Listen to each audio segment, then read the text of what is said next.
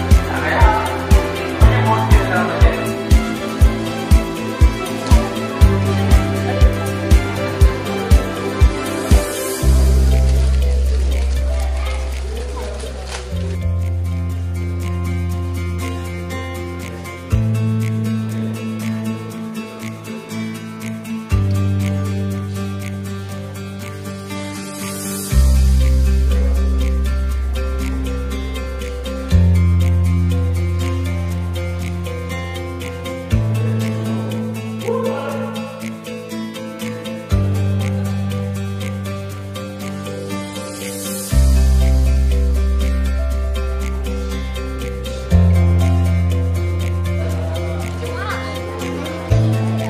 25 March 2018, I'm here inside the museum of the Brownback, the museum that told about Dutch East Indies history, but focusing to about Acehese history. Here are with me 3 young ladies, aged 15 to 18 years old, whom I'm going to asking to them. What are your impressions upon seeing all this wartime heritage from the glorious independent state of Aceh? I'm very honored to be here today because I learned a lot of new things that I didn't know before, and I'm very happy that the Dutch kept the history of my country very well, rather than Indonesian who destroyed and tried to neglect our existence. I was shocked to see how big the cannons were, and it was great to learn about the history of my homeland. And how about you? I'm very glad to be here because I learned a lot of things about my home country's history. You have seen so many cannons and war equipment from Aceh, stolen and brought here by the Dutch during the colonial wars. But there is the biggest cannon be found here called Lada Sichupa, lying exactly on the entrance of the museum. Tell me why on earth it was named Lada Sichupa. Well, to know the meaning of it, you have to know its history. I can start off by telling that the king of Aceh, Alauddin Al-Kahai, sent the 2 ambassadors to Turkey. When they started to sail, it took many weeks or even months to get there. So when they traded a lot of things. People gave them weapons, and in return, the Acehese people gave them spices. By the time they reached Turkey, they didn't have lots left, but they couldn't meet the Sultan right away because he wasn't available. He was battling on the field, and by the time they were there, they had to sell things too in order to survive. And by the time the Sultan came back, he didn't come back because he died on the field. So they met with the Sultan's son. And when they met him, the Sultan's son gave the Acehese people both weapons and soldiers for them. And in return, they didn't have a lot to give back. So when the Sultan gave the Acehese people the big cannon, which is at the entry of this museum, we only gave him 1 small bag of spices, and that is why it is called Lada Sichupa. Thank you. Okay, the third question is, could you describe how was the relation between the Ottoman Empire and the Kingdom of Aceh in the 15th toward the 17th centuries? Well, the Ottoman Empire had some kind of unofficial allegiance with the Kingdom of Aceh since 1530s, but the founder of Aceh and our first Sultan, Sultan Alauddin, wanted to develop these relations in order for him to overpower the Portuguese and to intensify his own power in Sumatra. So when Suleiman the Magnificent died, his son Selim II sent a couple of fleets to Aceh, and they were equipped with artillery, armor and weapons, and followed by some engineers, gunsmiths and soldiers. And the Acehese people paid for it with spices and diamonds and pearls, and they actually taught us to forge our own weapons. There were a lot of trades between the empire and the Kingdom of Aceh, and they helped build a strong foundation to a great alliance. Yeah. So when these expeditions have great relationship with the Ottomans based on military and religious purposes. So, but for a very long time, Aceh was really powerful, and we didn't really need the help of the Ottoman. But in 1873, the Dutch attacked us, and we needed the help of the Ottoman. And they were reminded that they vowed to be our allies throughout thick and thin, and the king wanted to revive this agreement, but sadly the Ottomans weren't able to aid us at the time. Okay. The last question, why do you think the Ottoman could not help Aceh when the latter was invaded by the Dutch in 26 March 1873? I think that Ottoman Empire needed to stand up for themselves at that time, so that's why they couldn't stand up for Aceh. And the reason why the Ottomans couldn't stand up for Aceh, that's because they got many enemies. Even their own people were turning against them. So at that time, the Ottomans were at weakest. Yeah. Okay. Thank you very much for. Saat ini saya berada di Museum Brownback, di mana di sini tersimpan daripada banyak sejarah Aceh, yang terutamanya ini ada sebuah ruangan di mana hampir keseluruhannya terdiri daripada peninggalan Aceh dan juga foto, dan bisa kita lihat sendiri bahwa semacam ruangan khusus tentang Aceh, dan di atas sana terlihat bahwa banyak jenderal-jenderal yang pernah bertugas di Aceh. Seperti mana yang kita baca di internet bahwa museum ini hubungannya sangat berat dengan Aceh. Oleh karena itu komunitas Aceh di Swedia dan Denmark, mereka ikut datang ke sini untuk melihat langsung.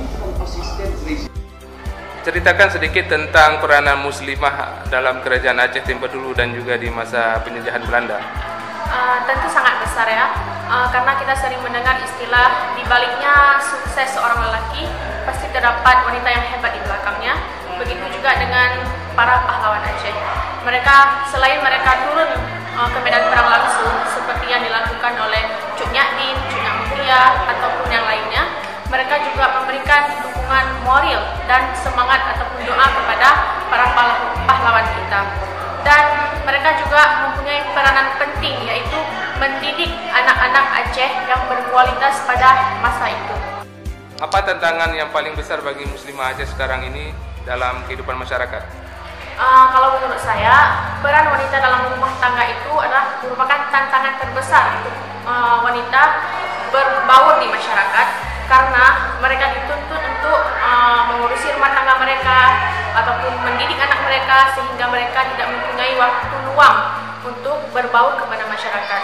Dan juga ada faktor mungkin budaya ataupun agama yang menjadi tantangan bagi mereka juga. Apa yang harus dilakukan untuk menghidupkan kembali semangat Malayati, Cuk Nyadin, Cuk Mutia, dan ratu-ratu kerajaan Aceh yang memegang pemerintahan selama 60 tahun berturut-turut yang lalu? Kalau membangun sama persis semangat seperti mereka, seperti Cuk Malayati, Cuk Nyadin ataupun Cuk Mutia, mungkin itu agak sulit di zaman sekarang, karena kita tidak merasakan langsung peperangan ataupun terjun langsung dalam perang. Tapi yang bisa kita lakukan adalah kita mengenang kembali jasa-jasa mereka dan mengenang kembali bagaimana hak kita sebagai orang Aceh direbut, dan kita menanamkan jiwa nasionalisme yang tinggi kepada penerus Aceh dengan cara mencintai budayanya dan mencintai bahasanya. Apa tujuan Anda datang ke Belanda ini? Bertepatan dengan hari ini, tanggal 25 Maret, kami mengunjungi Museum Barang Peninggalan Aceh yang ada di Belanda ini. Di sini terdapat peninggalan seperti meriam yang dari Aceh, dan keesokan harinya kami akan mengikuti aksi damai solidaritas dicabutnya maklumat perang Belanda kepada Aceh.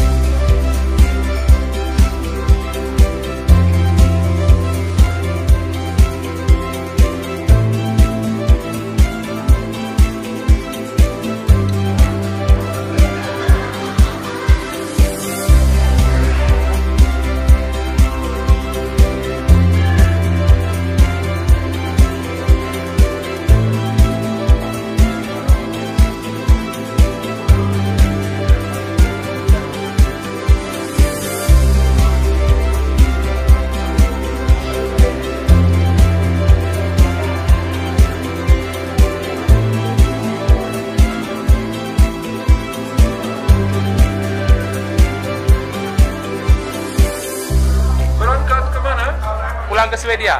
Ke Zweden. Saya sudah lama di Indonesia. Ya. Hij heeft een kaart van Zweden, ya. Kartu tunai dari Zweden. Bentar. Ya. Di Museum Brombeek di kota Arnhem di negeri Belanda. Terima kasih. Terima kasih banyak. Kadang orang awak elok sadunya. Aduh, aku digambar ini. Sudah jadi artis. Panjang.